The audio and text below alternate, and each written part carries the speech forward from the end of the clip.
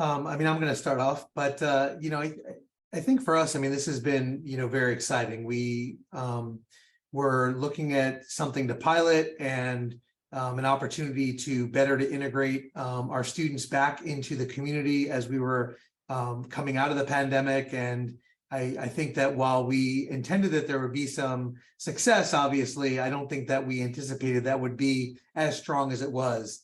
When I talk to parents and families and students at each of our orientations, I give a live welcome to all of them. I tell them, first to second year retention, we want to see you graduate in 4 years or less. We want you to leave here with a job letter or a letter of admission to graduate school. And we want you to have meaningful and memorable experiences. So those are the things that I really focus on. And given our commitment to social mobility as an institution, we knew that this was going to have some opportunity for us to deliver on what we promise. And based on this success in terms of retention, we've now received a multi-divisional commitment to the point that even our CFO's office has come to the table and said, you know what, we can help to contribute to this program as well. Student Affairs started funding it. Academic Affairs, when they saw what was going to be happening, they added to it. And Financial Affairs, seeing our return on investment, really said, you know what, we're going to contribute to this as well. We're not just going to totally put it on Academic and Student Affairs. And so the exciting part is that we anticipated a 3-year pilot, and after a 1-year pilot, we're institutionalizing this program. We're going to increase the number of pairs to provide most of our first year and transfer students with an opportunity to participate. There are a few exceptions due to some established programs which are supported by a mentoring council, which First Year Connections is a significant part of. We also intend to establish a more intentional relationship between the mentor experience and the NACE competencies.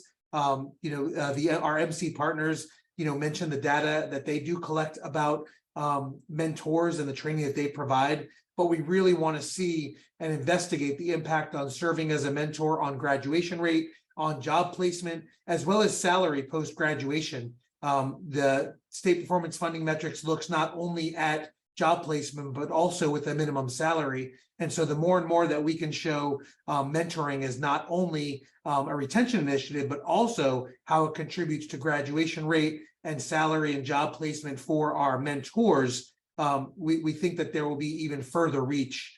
Our hypothesis is that by investing in mentors, it's going to enhance their experience. And so in effect, that will then trickle down in increasing the efficacy of the program for the mentees.